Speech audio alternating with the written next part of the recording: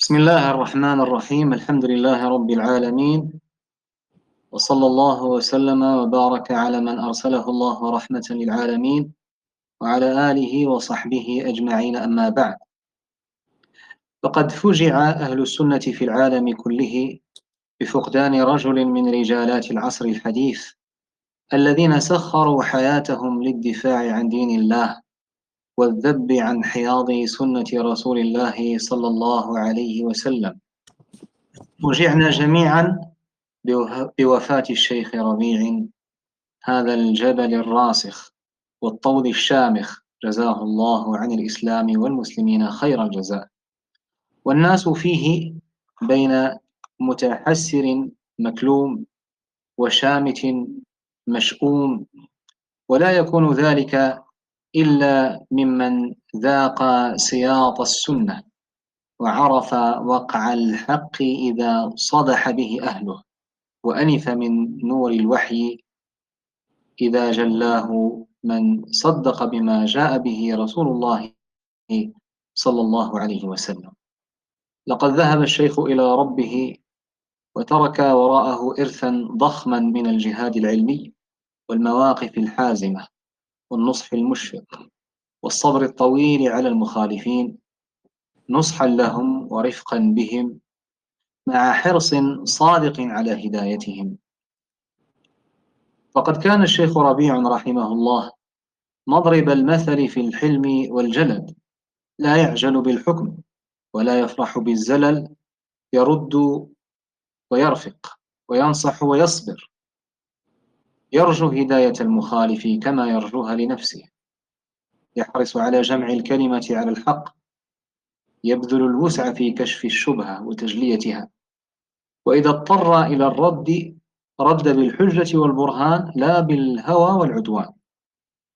وفي هذه المحاضرة نقف على صور ونماذج من حرصه وصبره رحمه الله تعالى، من مواقفه في الردود، من منهجه في النصح، لنرى كيف مزج رحمه الله بين العلم والحلم والصرامة والرحمة والغيرة والعدل، يلقيها على مسامعنا عبر أثير إذاعة شبكة إمام دار الهجرة العلمية فضيلة شيخنا عبد الله مهاوش الزوبعي حفظه الله تعالى ونفع الله به، في هذا اللقاء 82 من سلسلة اللقاءات العلمية التي تنظمها شبكة إمام دار الهجرة العلمية.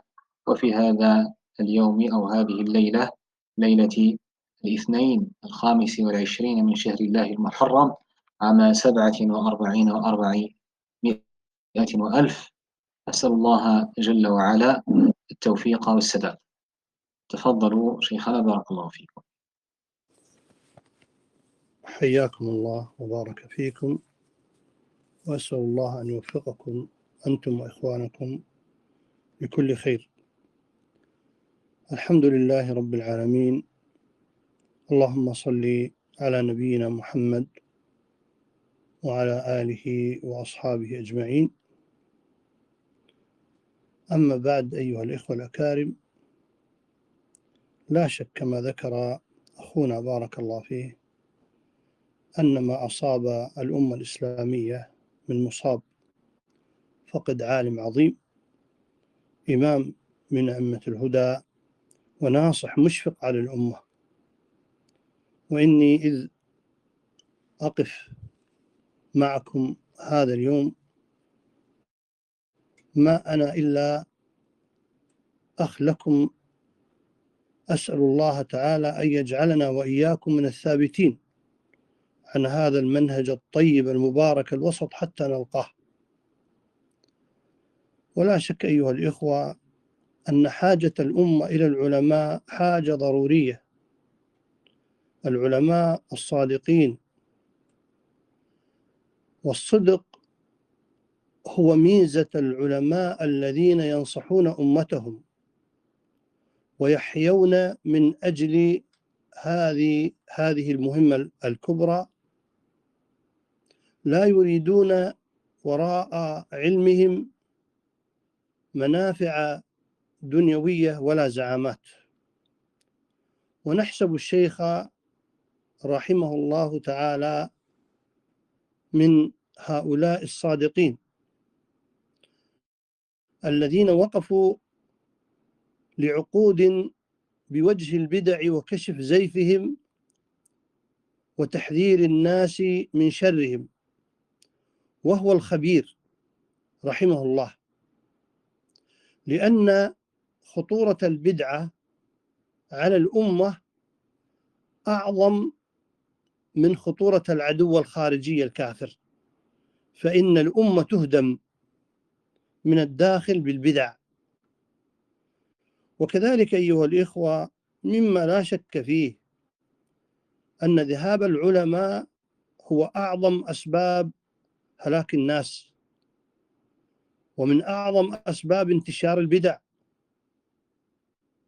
وكما قال النبي عليه الصلاة والسلام في الصحيح عن عبد الله بن عمرو رضي الله عنه بن العاص: إن الله لا ينتزع العلم انتزاعا من صدور الرجال، إنما ينتزعه بموت العلماء، فإذا مات العلماء اتخذ الناس رؤوسا جهالا،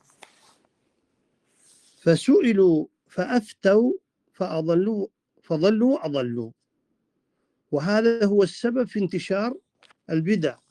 لما يذهب العلماء يتصدر من ليس أهلا من أهل الفتن والبدع والجهل، فيسألون ويجيبون، ولو قالوا لا نعلم لكفوا الأمة شرهم.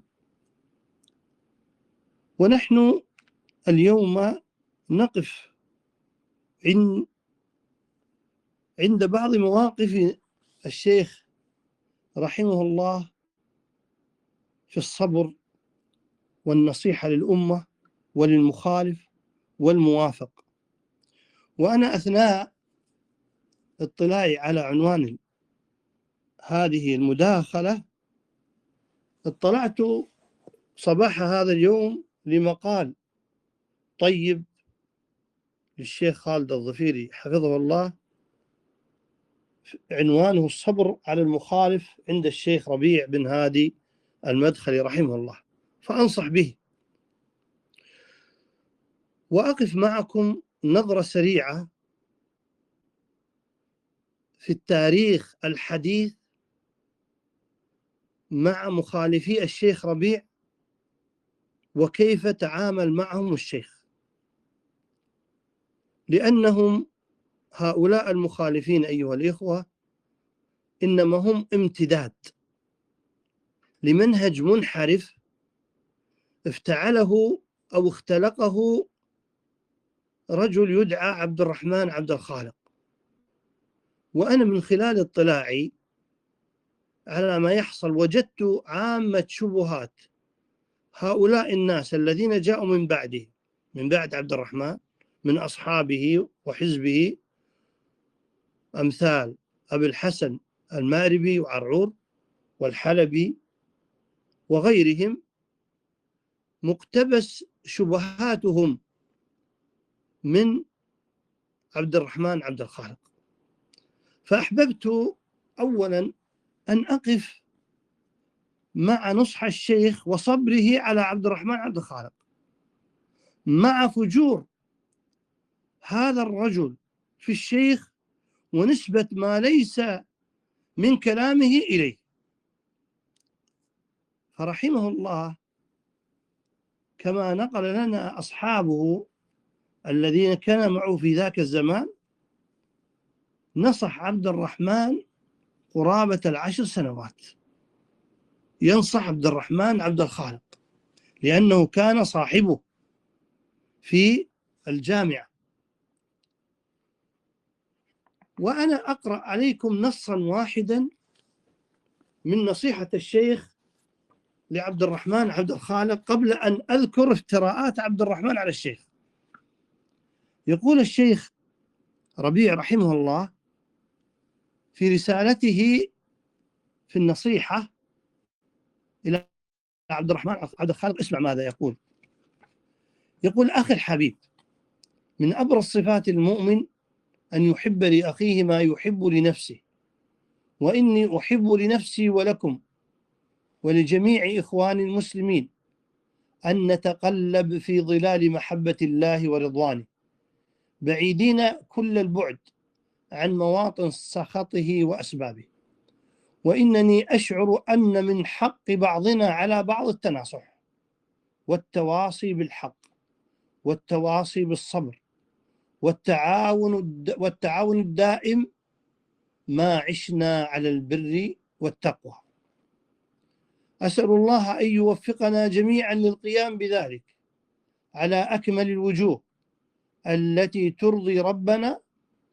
أقول هذا بجد مني وصدق وإخلاص، وأنتظر من أخي دوام النصح والإرشاد إلى مواطن زللي وخطئي، وإن ذلك لأحب إلى نفسي، ويعلم الله أنني أفرح بذلك من صغار طلابي، فضلا عن إخواني الذين أعترف.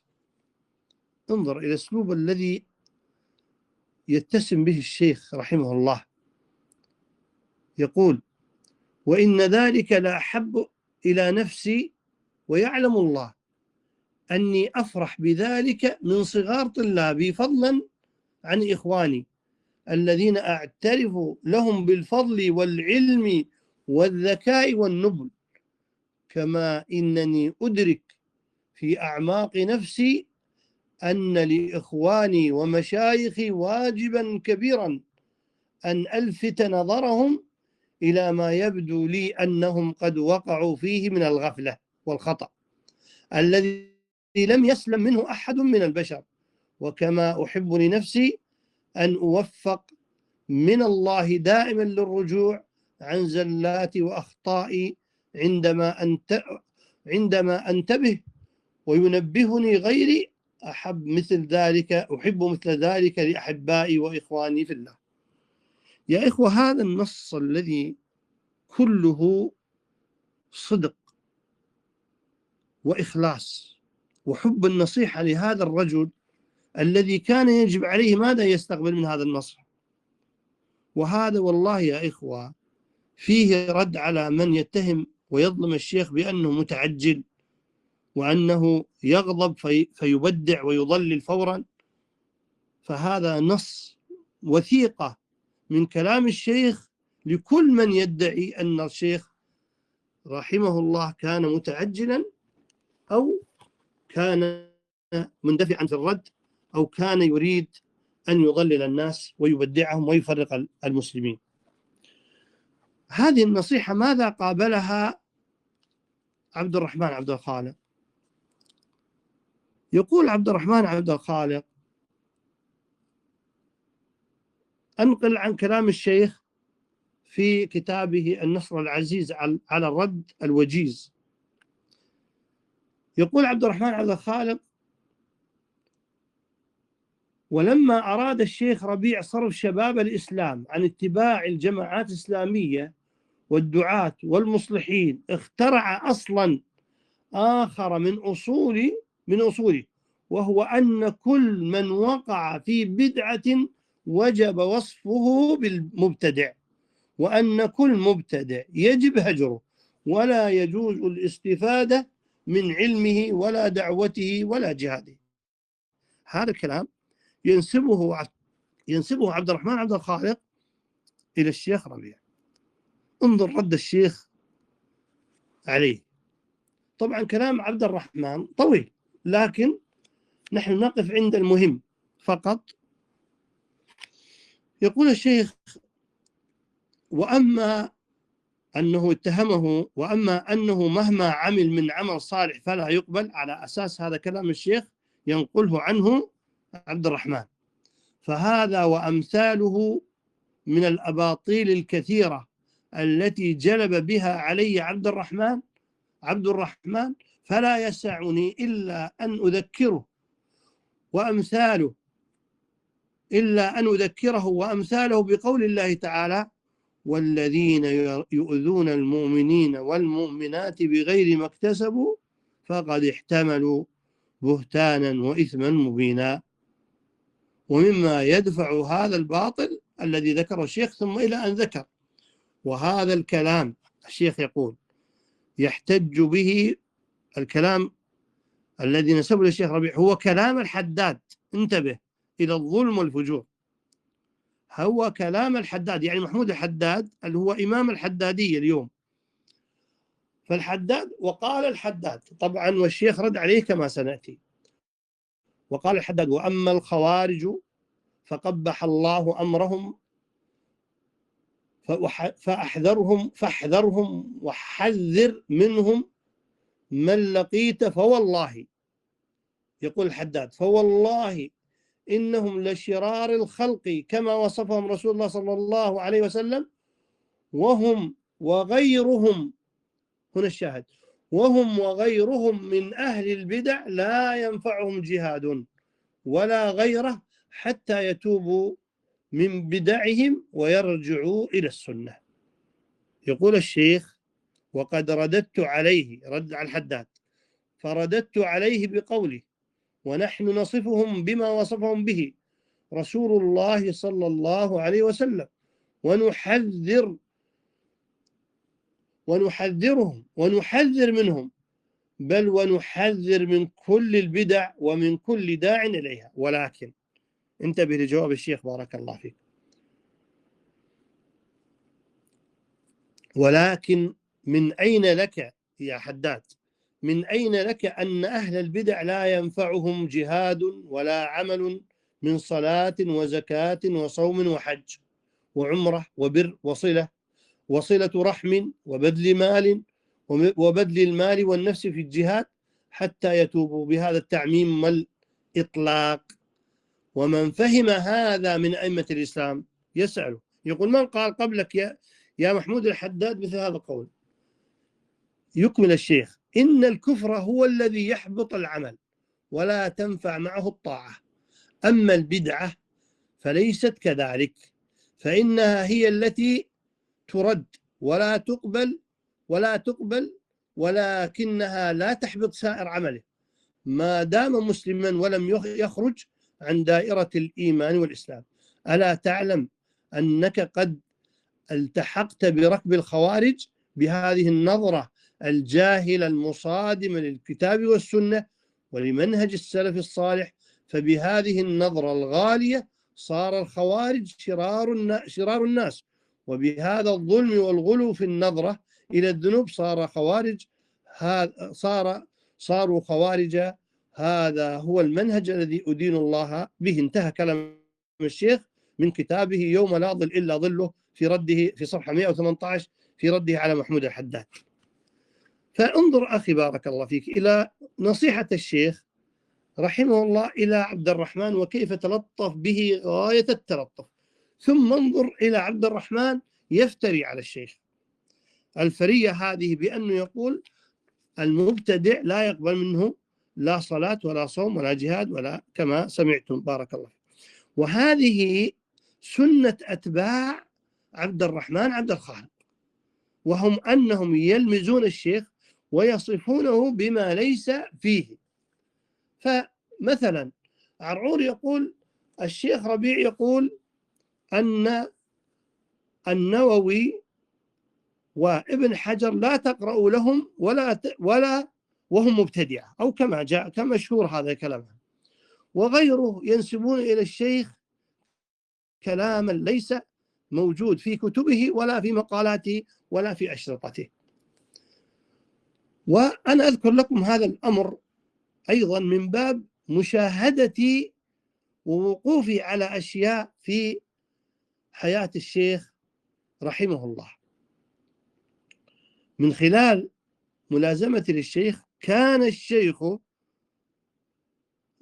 ناصحا ومصلحا لكل من يصله من الشكاوى على بعض السلفيين على بعض، بل أنه سعى سعيا حثيثا.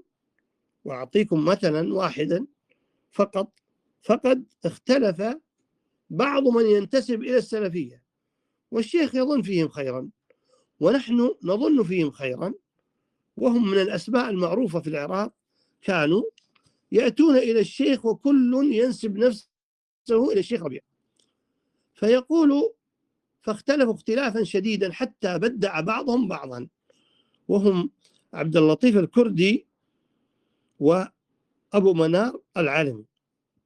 فجاءوا إلى الشيخ وأنا كنت عند الشيخ، فقال لي انظر مؤاخذات كل واحد على الآخر. فتواصلت معهم في مكة المكرمة لمدة يومين، ثم اجتمعوا وسجلت جلست مع عبد اللطيف فقلت له ما هي مؤاخذاتك على أبي منار، ثم جلست مع أبي منار وقلت له أعطيني مؤاخذاتك على عبد اللطيف، ثم جلسنا عند الشيخ في اليوم المتفق عليه حتى يتحاكمان.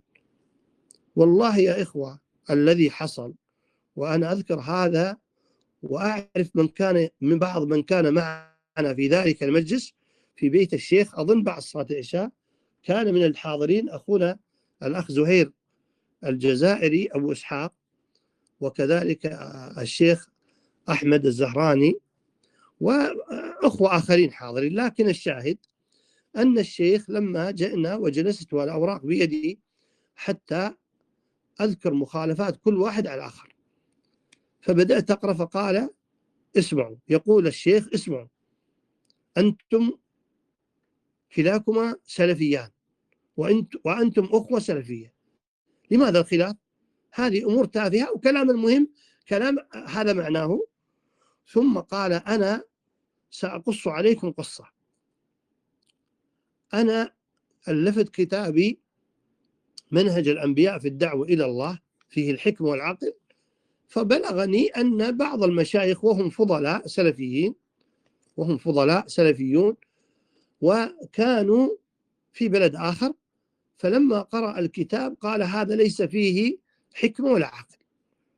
قال فلما بلغني كلام الشيخ هذا لم أتكلم فيه بكلمة، وانتظرته حتى جاء إلى العمرة فتواصلت معه ودعوته إلى بيت، فجلست معه من بعد صلاة العشاء وتباحثنا في مسائل علمية، وعلى حد ظني ممكن الأخوة أحفظ مني الذي ذكرت أسماءهم، قال كأني كنت أسأله كأنه هو أعلم مني، حتى يعني هذه الشيء الذي في نفسي يخرج، يعني معنى كلام الشيخ.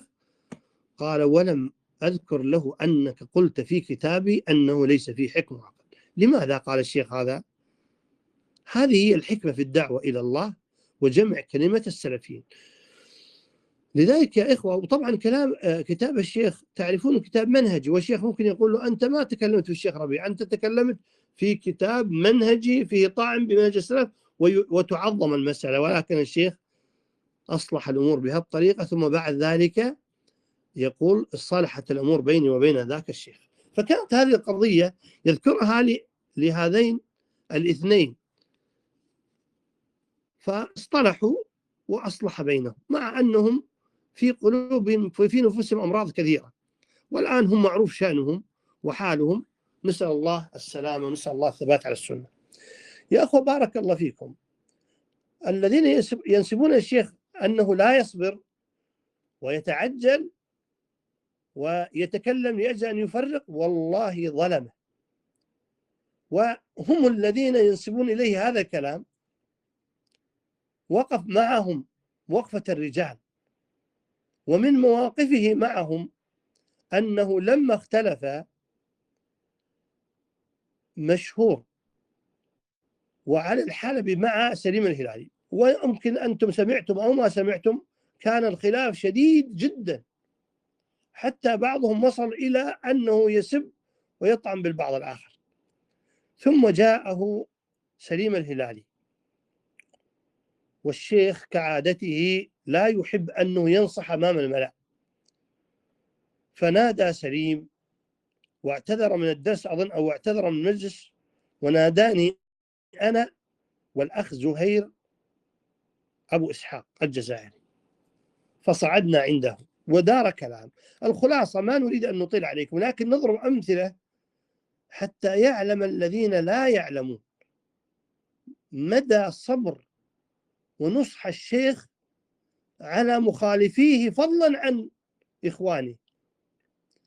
فقال له: يا سليم، ألم أقل لكم ما عندنا غيركم في الشام؟ ألم أقل لكم لا تدخلوا إحياء التراث بينكم فتفرقكم؟ وذكر، صار كلام في ذلك المجلس من المجالس الخاصة التي لا تذكر، لا تصلح الذكر، إنما كان سبب خلافهم الأموال التي أرسلتها لهم جمعية إحياء التراث. وكذلك من الظلم الذي نسب للشيخ ربيع أنه يتكلم، وهذا ما تفوه به مشهور بن حسن للأسف الشديد، أنه يدعي وينسب نفسه إلى التأصيل العلمي، وذكر كلاما هو يعلم أنه كذب.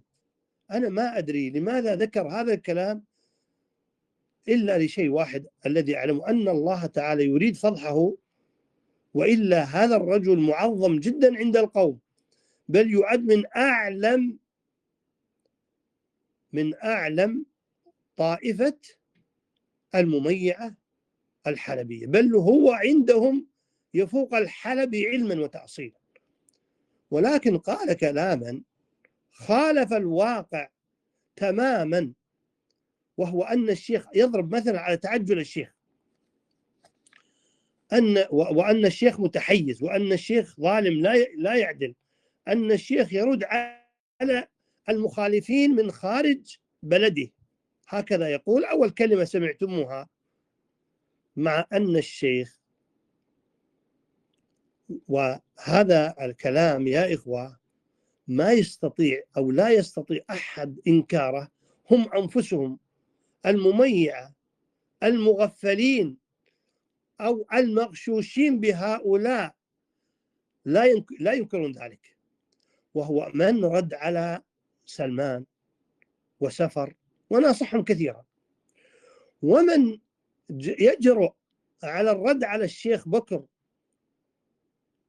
أبي زيد رحمه الله، وكان عضو هيئة كبار العلماء وعضو باللجنة، إلا الشيخ ربيع، وأن الشيخ ربيع ذهب إليه إلى مكتبه وقال له: يا شيخ بكر، أنت كانت عندك كتابات جيدة لنص السلفية، ثم تنكبت وألفت كذا وكذا وكذا من الكتب، ثم آخر ما خرج منك هذه الورقة الذي يسموها القطبية، الورقة الذهبية.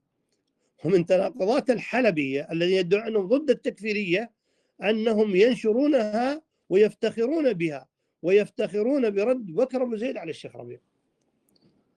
المهم يا أخوة بارك الله فيكم، وقال الشيخ بكر للشيخ ربيع في وقتها، قال: يا شيخ هذه خرجت، بل كما بلغني قال: يا شيخنا هذه خرجت هكذا من غير قصد. قال له: اكتب ورقة، اكتبها، هذه الورقة تنشر يعني تنشر في كل العالم لنصرة يعني القطبية.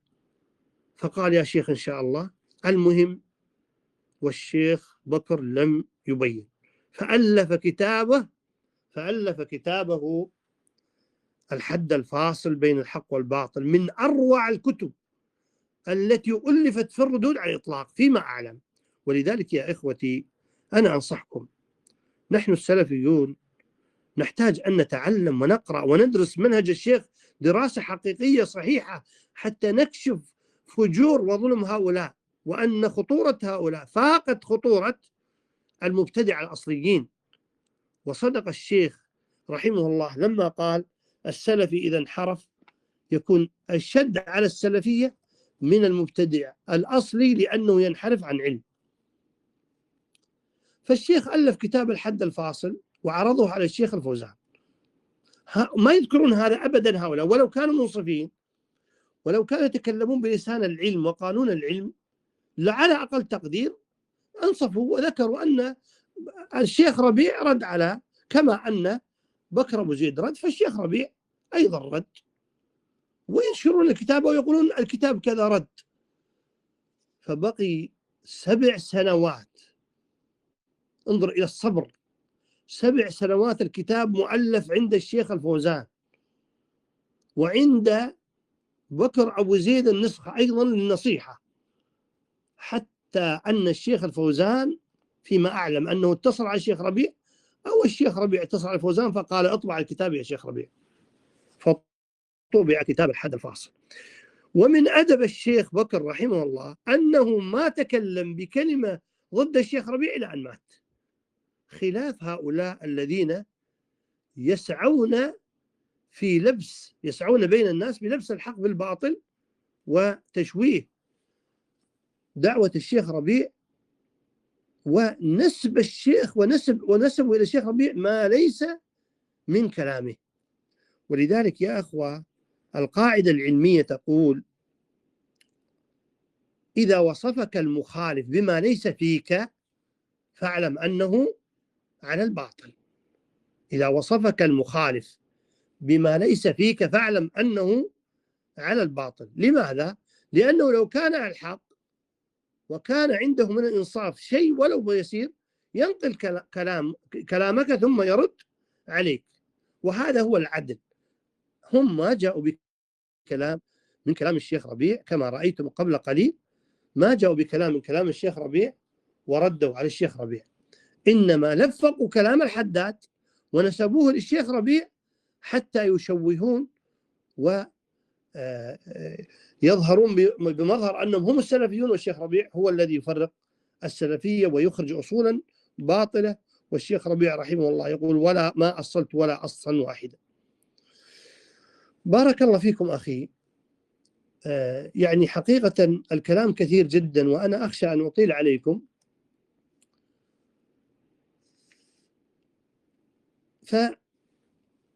فالشيخ ربيع في حقيقة أمره أنه من حسناته التي لا تنسى له إن شاء الله، ومن فضله علينا جميعا الذي يجب علينا نشكره أنه جابها طائفتين فاجرتين، ولولا أن الله هيأ الشيخ ربيع نقول هذا ليس تعصبا، كما قال ابن حجر في أحمد بن حنبل رحمه الله في الذب الأحمد، قال: ليست حمية جاهلية، إنما حمية سنية. ونحن نقول والله لا نتعصب للشيخ حمية جاهلي، فليس بيننا وبينه إلا رحم العلم، ولكن إنها حمية سلفية مبنية على الغيرة الشرعية المنضبطة.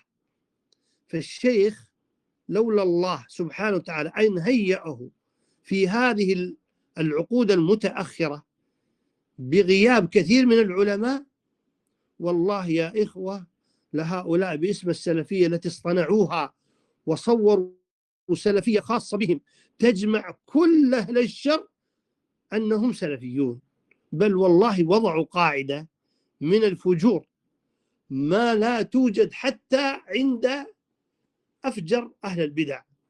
أنا ما أظن هذا قاعدة يعني عند أحد من المسلمين سبقهم، وهي جعلوا السلفية نريد منهجا واسعا أفيح يسع أهل السنة والجماعة. ما اكتفوا هنا بل الأمة كلها.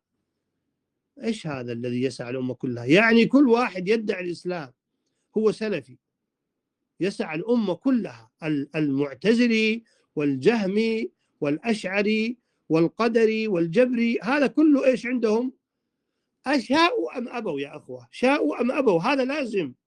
ونحن طلبنا من بعضهم، قلنا لهم: أسألكم بالله لو طلب منكم شرح هذه القاعدة كيف تشرحونها؟ اشرحوها لنا. فيا إخوة هؤلاء المميعة أتباع الذين ساروا في طريق عبد الرحمن عبد الخالق، هؤلاء ما تركوا فجورا وتعاونا مع أهل البدع إلا وصبوا حممه على الشيخ ربيع وعلى إيش؟ وعلى الدعاة السلفيين وعلى علماء أهل السنة والجماعة. والمصيبة الكبرى والفتنة العظمى أنهم يتمسحون بمشايخنا كالألباني وابن باز والعثيمين، ووالله هؤلاء العلماء الأفاضل براء منهم. ويا إخوة، وأنا أفهم على قدر فهم القاصر مع ظهور عداوتهم فيما بينهم، لأن المميعة ينسبون الشيخ للغلو، وهذه من الطرائف، ينسبون الشيخ للغلو، والغلاة ينسبون الشيخ للتمييع.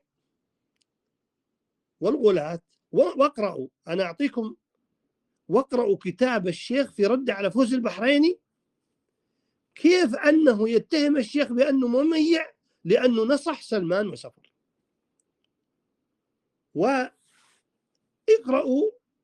كلام محمود الحداد وفالح وأمثالهم كيف طعنوا بالشيخ وسموه مميع لذلك.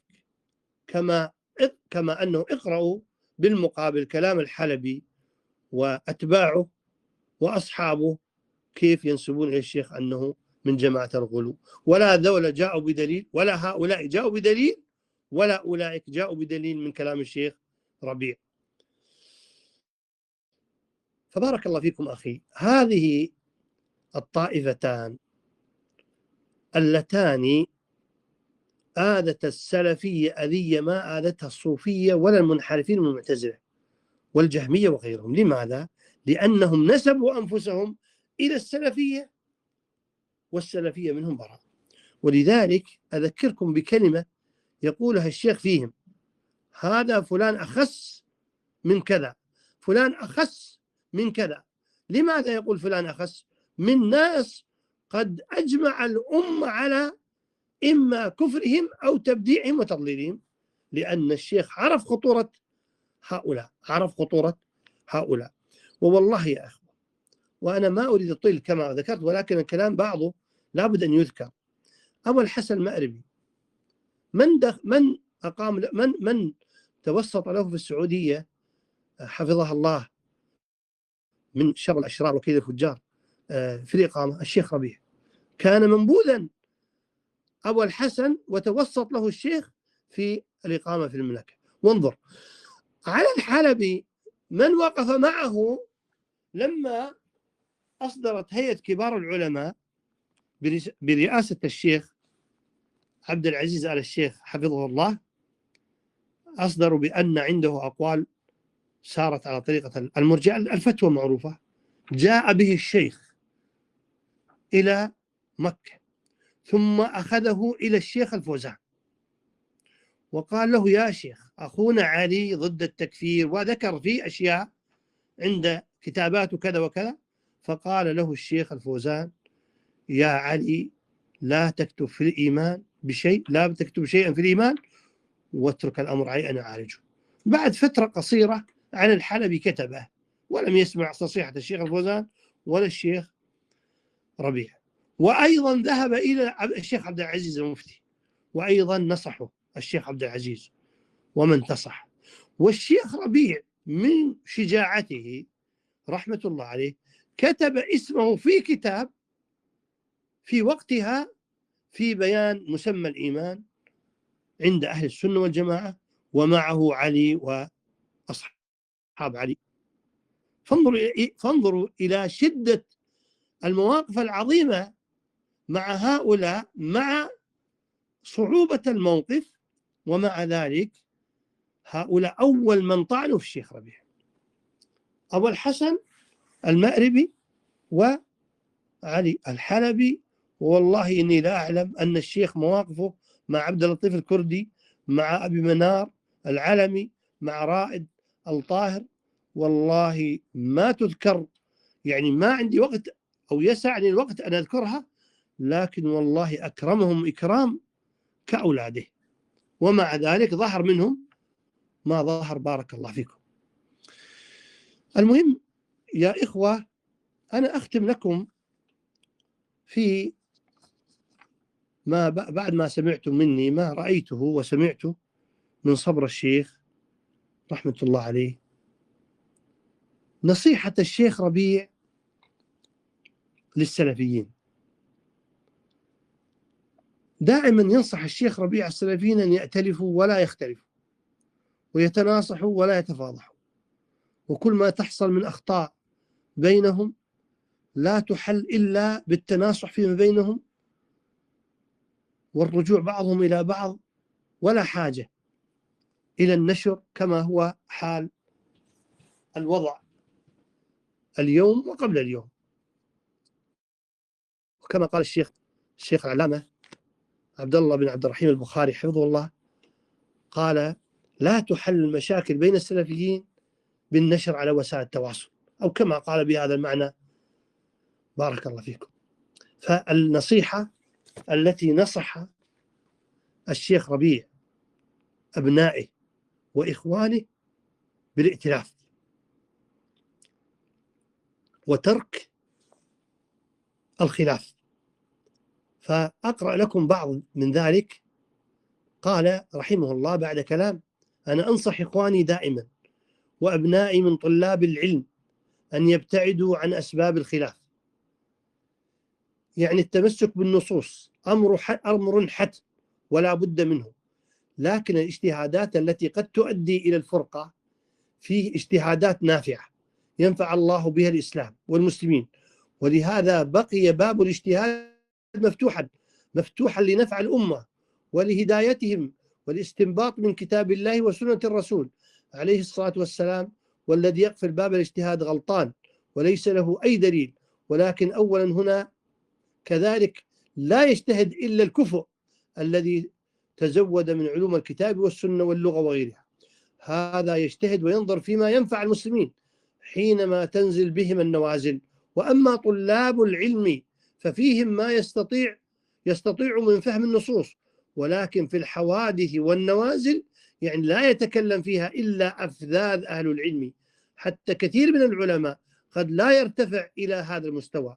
ولهذا قال الله عز وجل: وإذا جاءهم أمر من الأمن أو الخوف أذاعوا به ولو ردوه إلى الرسول وإلى أولي الأمر منهم لعلمه الذين يستنبطونه منهم.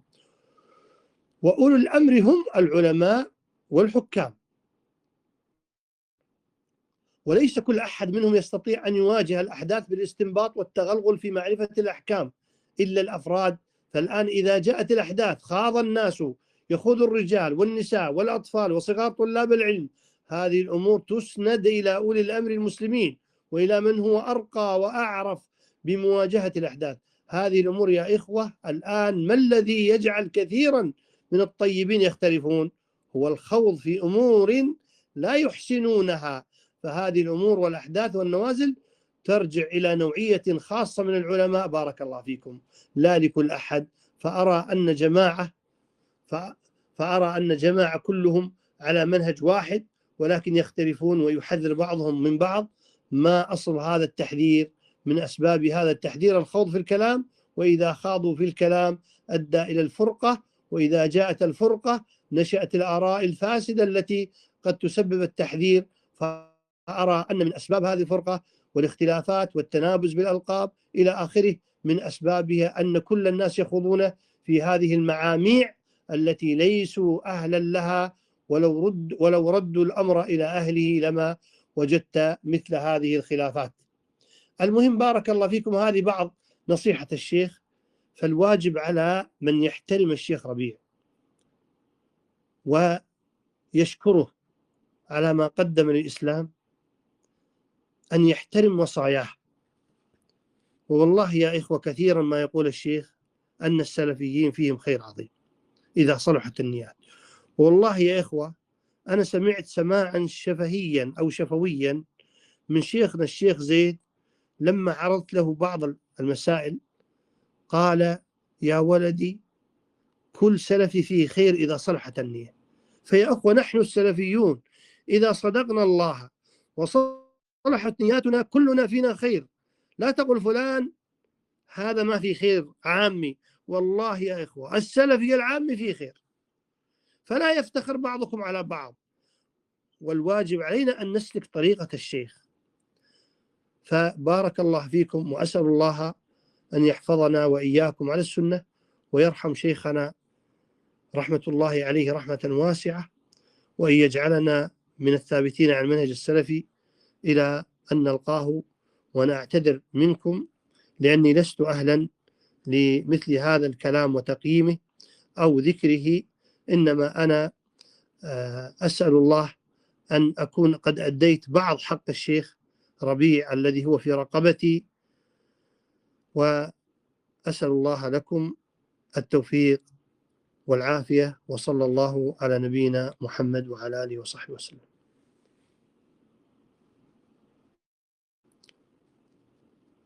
أحسن الله إليكم شيخنا، بارك الله فيكم، شكر الله لكم ما قدمتم، ونسأل الله جل وعلا أن يرحم الشيخ ربيعا، وأن يفسح له في قبره ويسكنه الفردوس الأعلى.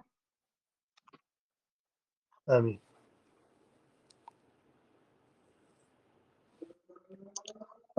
جزاكم الله خيرا شيخنا، ونسأل الله جل وعلا أن يجمعنا بكم في لقاءات ومناسبات علمية قابلة، إنه ولي ذلك والقادر عليه. الله يحييكم ويبارك فيكم. شكرا الله لكم. السلام عليكم ورحمة الله وبركاته.